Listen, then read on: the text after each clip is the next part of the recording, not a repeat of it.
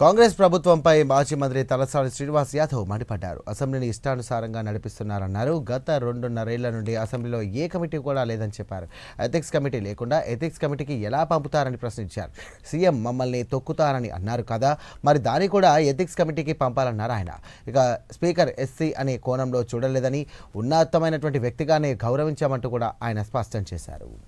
మీరు ఇట్లా చేస్తున్నారు అట్లా చేస్తున్నారు అని చెప్పి ఒక ఎమ్మెల్యేని పిలుచుకో, మా ఎమ్మెల్యే పైల్వాన్ అని చెప్పి ఏం అంటే మనము శాసనసభల కుస్తీల పోటీలు ఏమైనా పెట్టినామా, రెజ్లింగ్ ఏమైనా అవుతుందా?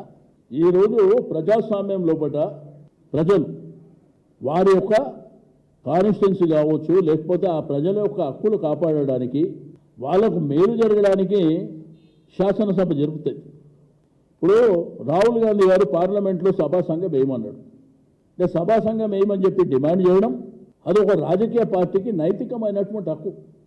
ఒక సభ్యునికి కావచ్చు, పొలిటికల్ పార్టీకి కావచ్చు.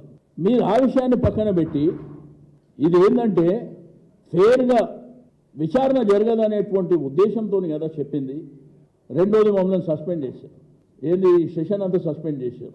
ఎందుకంటే మా బలమైనటువంటి గొంతుక ఒక ప్రతిపక్ష పార్టీగా ప్రజల పక్షాన నిలబడేటువంటి మా గొంతుకని మీరు సస్పెండ్ చేసి హౌస్కు రాకుండా రేపు అప్రాప్రియేషన్ బిల్లు ఉంది, దాని మీద మేము బలంగా కడిగేస్తామని